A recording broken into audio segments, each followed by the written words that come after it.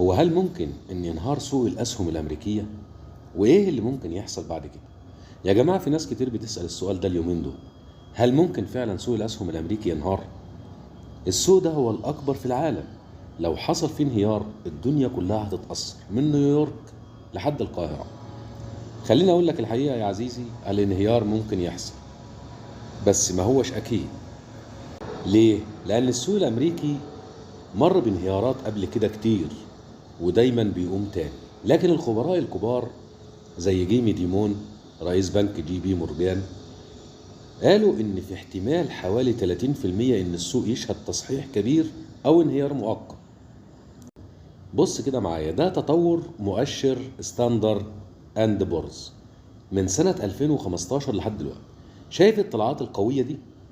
بتوضح ان السوق في قمة ارتفاعاته، وكل ما السوق يعلى بالشكل ده بيزيد احتمال التصحيح. يعني ممكن الأسعار تنزل 10 أو 20% علشان تتوازن، لكن توقع بعد كل هذا النزول ممكن ارتفاع عالي. أما هنا دي نسبة السعر إلى الأرباح، أو اللي بنسميها نسبة إلى الربحية.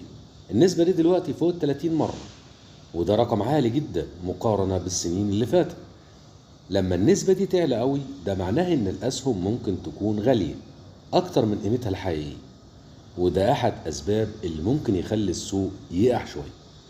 طيب إيه الأسباب اللي ممكن تشعل الأزمة؟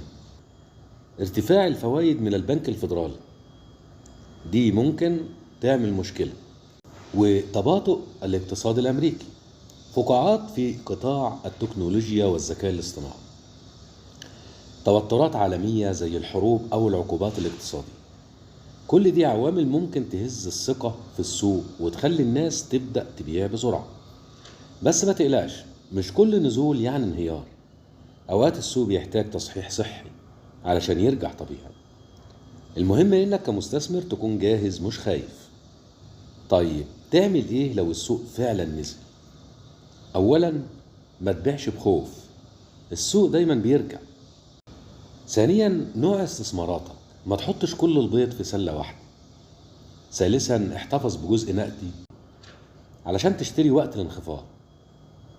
ورابعا، فكر دايما على المدى الطويل مش القصير. الخلاصة يا سيدي، طيب هل ممكن ان السوق الامريكي ينهار فعلا؟ ممكن، بس دايما بعد كل انهيار بيجي صعود اقوى. المهم مش انك تتوقع السوق، المهم انك تتعامل بذكاء لما يحصل اللي محدش متوقعه.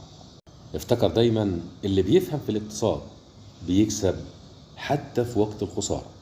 انهيار 30 ل 50% أو أكثر ينظر إليه كأقل احتمال، لكنه ليس مستبعد، خصوصا إذا اجتمعت عدة عوامل سلبية معه.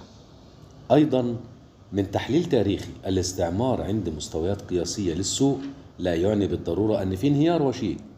فعليا التحليلات بيّنت أن السوق غالبا تستمر في النمو حتى بعد الوصول إلى قمة تاريخية. وطبعا لو الفيديو ده عجبك دوس لايك واشترك في القناة واستناني في الحلقة الجاية. كانت معاكم قناة اقتصاد ببساطة. ابدأ صح وخلي النجاح عادة مش صدفة. انت تقدر تغير كل حاجة بذكاء. في أمان الله.